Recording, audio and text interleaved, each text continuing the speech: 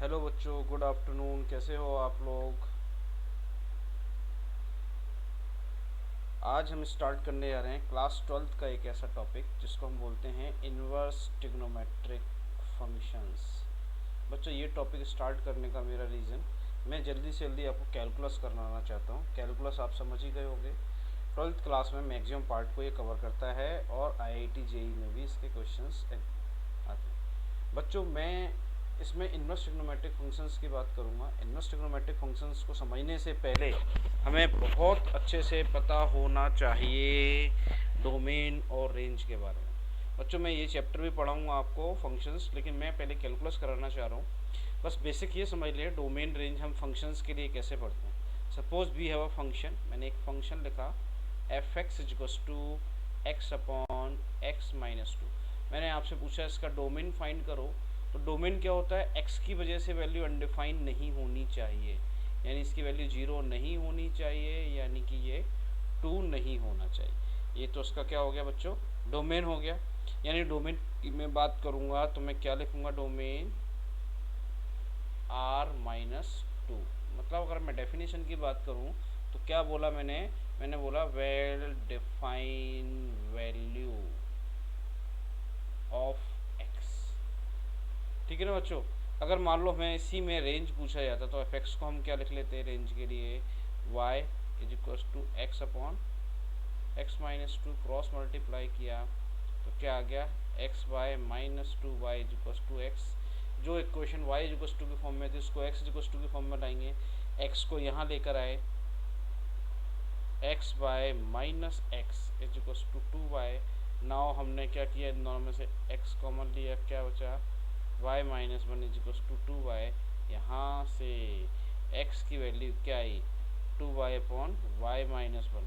अब ये y की वजह से अनडिफाइंड नहीं होना चाहिए, यानी कि y माइनस वन की वैल्यू जीरो नहीं होना चाहिए, y की वैल्यू वन नहीं होना चाहिए, यानी रेंज भी क्या हो गई, वन। मतलब मैं तो सिंपल सा आपको ये बता रहा हूँ, डोमेन यानी क्या है x की वैल्यू, रेंज यानी कि y की वैल्यू। y मतलब होता है बच्चों एफ एक्स। मतलब हम क्या कर रहे हैं, एक बार x की वैल्यू डोमेन, एफ एक्स की वैल्यू रेंज।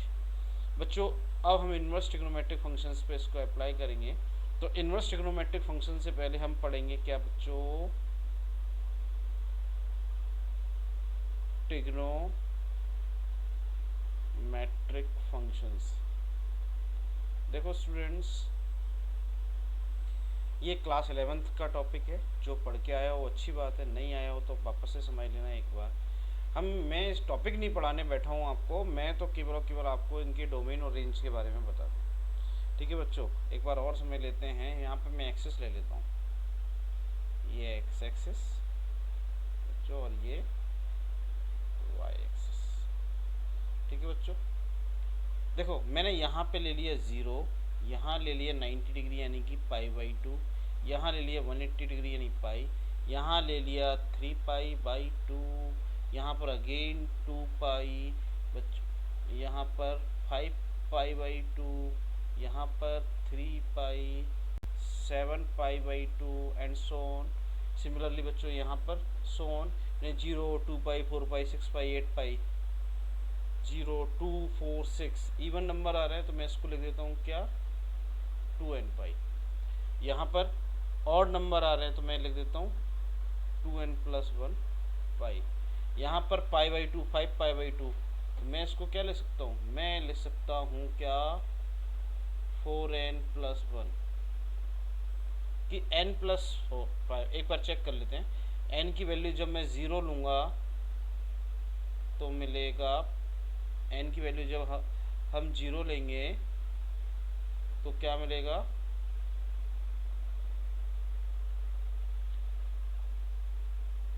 तो n की वैल्यू जब जीरो लेंगे तो क्या मिलेगा, पाई बाई टू बिल्कुल ठीक, 1 लेंगे तो 5 पाई बाई टू, 2 लेंगे तो 9 पाई बाई टू बिल्कुल ठीक। यहाँ पर क्या आएगा, यहाँ लिख देता हूँ मैं 4n+3 पाई बाई टू। ठीक है, ये ध्यान रखना है यहाँ पर, हालांकि मुझे पता है सभी को पता होगा, आप सब पढ़ के आते हो, यहाँ पर सारी वैल्यू पॉजिटिव होती हैं और यहाँ पर क्या पॉजिटिव होता है, यहाँ पर पॉजिटिव होती है क्या, साइन और साइन का अपोजिट कॉसेक।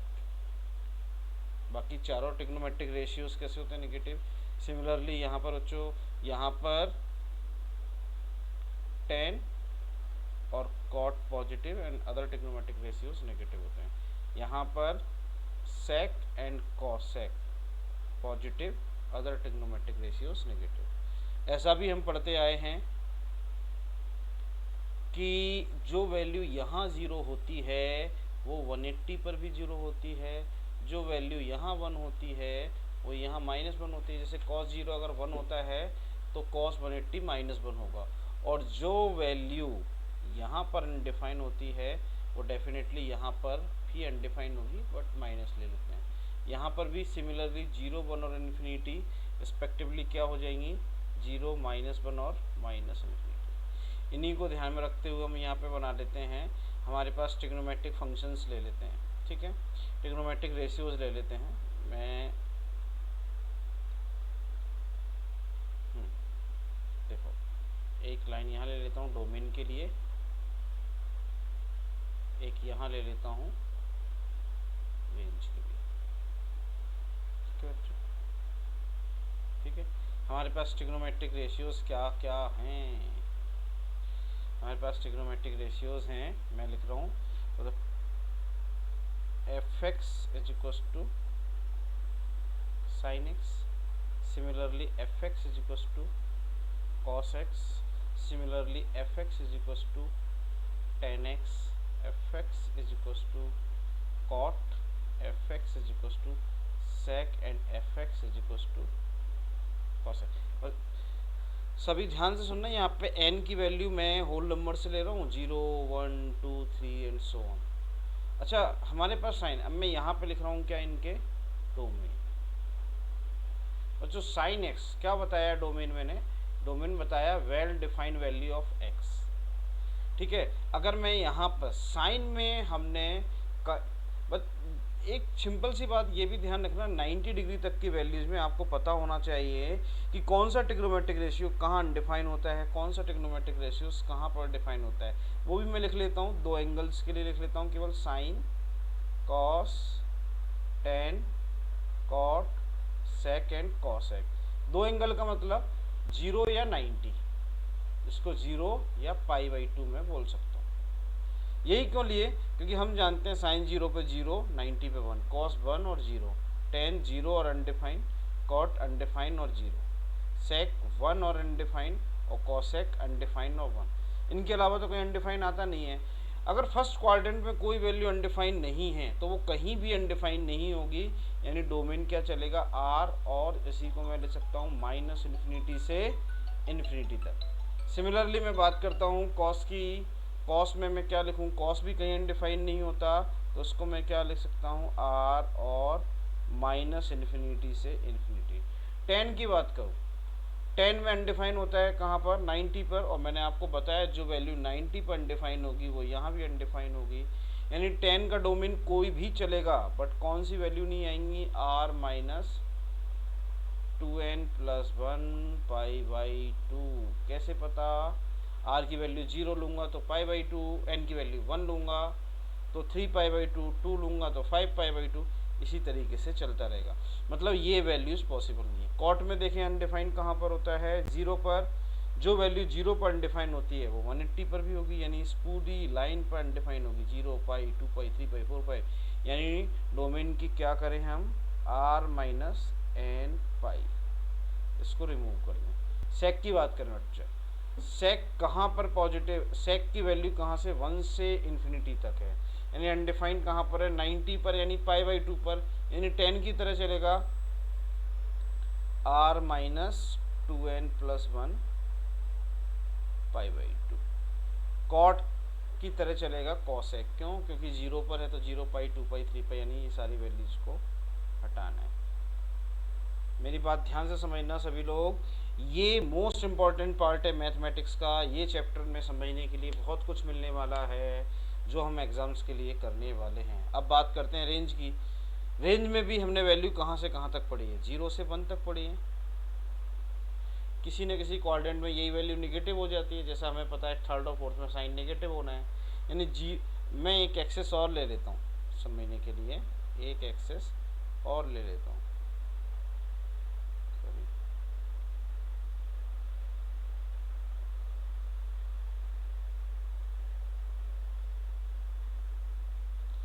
मैंने एक एक्सेस और ले ली। ये रबर के लिए तो इससे टेंशन लेने की ज़रूरत नहीं है ना। मैंने यहाँ पे लिख लिया 0, यहाँ लिख लिया 1, यहाँ लिख लिया -1, यहाँ इन्फिनिटी, यहाँ लिखा -इन्फिनिटी। अब मेरी बात ध्यान से समझना, 0 से 1, 0 से 1 यानी यहाँ तक, यानी किसी न किसी क्वाड्रेंट में यही वैल्यू नेगेटिव होगी। जो वैल्यू फर्स्ट क्वाड्रेंट में वही ध्यान रखनी है, यानी -1 से 1 क्लोज इंटरवल। 12th क्लास में मुझे इंटरवल बताने की ज़रूरत नहीं है। इंटरवल का मतलब साइन एक्स की मैं कोई भी वैल्यू लूँगा जो वो -1 से 1 के बीच में होगी। बात करते हैं कॉस की। कॉस में भी सिमिलर 1 से 0 है, कहीं ना कहीं नेगेटिव होगी सेकंड और थर्ड में, तो ये भी क्या आएगा क्लोज इंटरवल में -1 से 1। बच्चों बात करते हैं 10 की। 10 की वैल्यू 0 से इन्फिनिटी पढ़ी है हमने, यानी कहीं ना कहीं नेगेटिव होगी तो कंप्लीट वैल्यूज आ जाएंगी यहाँ से यहाँ तक, यानी कि 10 और कॉट में हमेशा आर आएगा। क्यों? क्योंकि फर्स्ट क्वाड्रेंट में कंप्लीट वैल्यूज पॉसिबल है। अब बात करते हैं सेक की। सेक की मिनिमम वैल्यू 1 है, मैक्सिमम वैल्यू इन्फिनिटी है, यानी यहाँ से यहाँ तक। अगर यही वैल्यू नेगेटिव होगा, 1 जब नेगेटिव होगा -1, इन्फिनिटी जब नेगेटिव होगा -इन्फिनिटी, यानी सेक में कभी भी ये वैल्यूज नहीं आती। यानी मैं क्या लिखूंगा, r -1 से 1। कॉसेक में भी सिमिलरली r -1 से 1। इसी को हम ऐसे भी ले सकते हैं, -इन्फिनिटी से -1 यूनियन 1 से इन्फिनिटी, दोनों का मीनिंग सेम है। बच्चों आप बिल्कुल टाइम लेकर इसको समझना, तब हम आगे बढ़ेंगे। आप इसको यहाँ पर रोक देना, मैं तो आगे बढ़ रहा हूँ अभी, तो आपको पूरी तरह समझ लेना, तब भी डाउट हो तो आप मुझे सेंड कर सकते हो।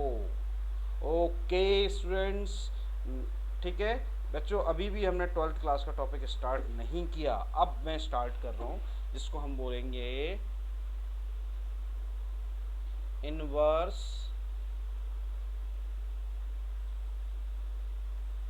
Trigonometric functions. Inverse trigonometric functions,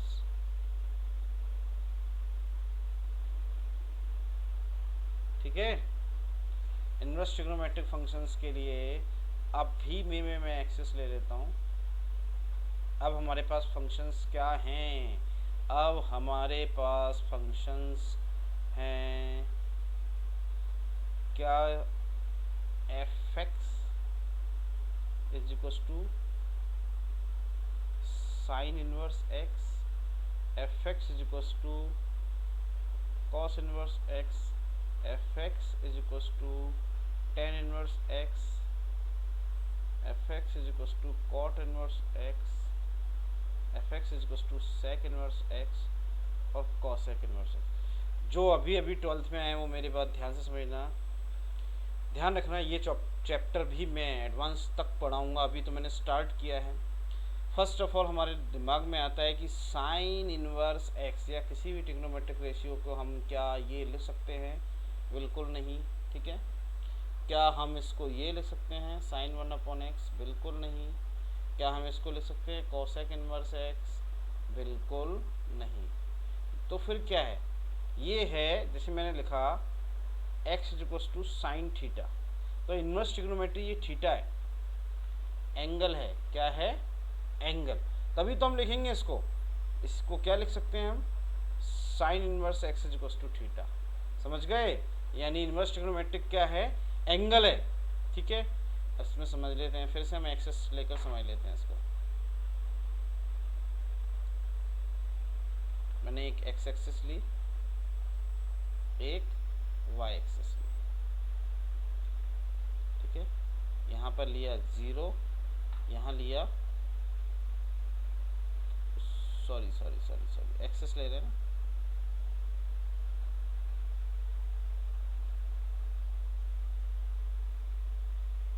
यहाँ लिया 0, यहाँ लिया π/2, यहाँ लिया पाई। मैं वापस वही लिख रहा हूँ, जो वैल्यू यहाँ 0, 1 और इन्फिनिटी होती है उसके रिस्पेक्टिवली यहाँ 0, -1 और -इन्फिनिटी होती है। सिमिलरली यहाँ जो वैल्यू 0, 1 और इन्फिनिटी होती है उसके रिस्पेक्टिवली यहाँ 0, -1 और -इन्फिनिटी होती है। हमने ये पढ़ा है, यहाँ सारी वैल्यू पॉजिटिव होती हैं। यहाँ साइन और साइन का अपोजिट कॉसेक पॉजिटिव होता है। यहाँ टेन और टेन का अपोजिट कॉट पॉजिटिव होता है। यहाँ पर कॉस और सेक पॉजिटिव होता है। अब मेरी बात ध्यान से समझना, साइन इनवर्स एक्स। अच्छा, रेंज होती क्या है? पहले तो मैं डोमेन की बात करूँ। किसकी बात करूँ? डोमेन। बच्चों, डोमेन के बारे में बिल्कुल भी नहीं सोचना है। मैंने आपको बताया ये एंगल है। इनवर्स ट्रिग्नोमेट्रिक क्या है? एंगल। यानी जो पहले रेंज था वो क्या बन गया? डोमेन। साइन का रेंज क्या था? -1 से 1। कॉस का रेंज क्या था? -1 से 1। टेन का क्या था? r। कॉट का r। सेक का r -1 से 1 और कॉसेक का r -1 से 1। कैसे पता ये सही है? सिंपल सी बात है, लास्ट पेज पे चलते हैं। ये रेंज था। रेंज किसकी वैल्यू थी? fx की। अब मैंने साइन इनवर्स को वहाँ पहुँचा दिया तो अब ये क्या बन गया? fx। डोमेन बन गया, इसीलिए ये डोमेन हो गया। हमें केवल और केवल क्या समझना है? इसका रेंज। और पूरा का पूरा चैप्टर इसी पर बेस्ड है। बच्चों, रेंज मिनिमम एरिया होता है तो हमें यहाँ से यहाँ तक कंप्लीट वैल्यू मिल जाती है। अगर नहीं मिलती है तो हम थर्ड क्वाड्रेंट ना लेकर फोर्थ क्वाड्रेंट को रिवर्स रीड कर देते हैं, यानी कि -π/2। यानी मैं सिंपल सा एक लाइन में बोलूँ तो रेंज क्या है? रेंज -π/2 से पाई तक के बीच में, मतलब मैक्सिमम वैल्यूज की पाई पॉसिबल। ठीक है। पॉजिटिव क्यों? ऐसा क्यों? क्योंकि सभी एक क्वाड्रेंट से वैल्यू ले लेंगे। हमें पता है हर एक ट्रिग्नोमेट्रिक रेशियो 2 क्वाड्रेंट में पॉजिटिव, 2 में नेगेटिव होता है। जैसे हम बात करते हैं साइन की, सभी की पॉजिटिव वैल्यू तो मैं 0 से π/2 में लूँगा। नेगेटिव वैल्यू के लिए साइन थर्ड और फोर्थ में चाहिए। थर्ड हम लेंगे नहीं तो फोर्थ है, तो हम क्या लिख लें इसको? -π/2 से π/2। मतलब मैं कोई भी x की वैल्यू लूँ -π/2 से π/2 के बीच में हमें मिल जाएगी। कॉस की पॉजिटिव वैल्यू हमने यहाँ से ले ली। नेगेटिव के लिए सेकंड और थर्ड है, थर्ड छोड़ना ही है, इन्फिनिटी आता नहीं है, तो रेंज क्या हो गई बच्चों? 0 से पाई। सिमिलरली बात करते हैं टेन इनवर्स एक्स की। पॉजिटिव वैल्यू फर्स्ट क्वाड्रेंट में, नेगेटिव सेकंड में भी है, फोर्थ में भी है, लेकिन हम सेकंड नहीं लेंगे।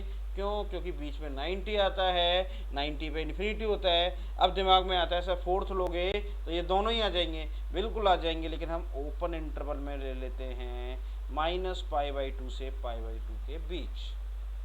कॉट की बात करें, पॉजिटिव वैल्यू यहाँ से नेगेटिव कॉट इन दोनों में होता है, लेकिन अगर मैं इसको लूँगा तो बीच में 0 आएगा, अनडिफाइन हो जाएगा। इसलिए मैं कहाँ से कहाँ तक ले लूँ? ओपन इंटरवल 0 से पाई। सेक की बात करते हैं। सेक की पॉजिटिव वैल्यू यहाँ से ले ली, नेगेटिव सेकंड और थर्ड से ले सकते हैं।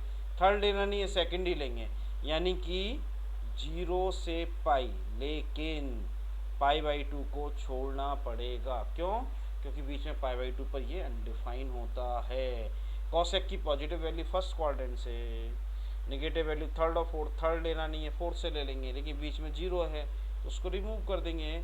मतलब -π/2 से π/2 -0।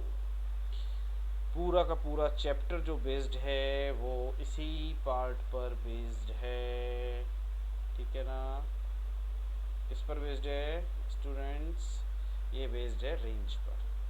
ठीक है, आप इसको ध्यान से समझिए। जो नहीं आता है तो आप मुझे सेंड कीजिए, हम इसके बाद नेक्स्ट क्लास में इसको आगे करेंगे। Thank you very much.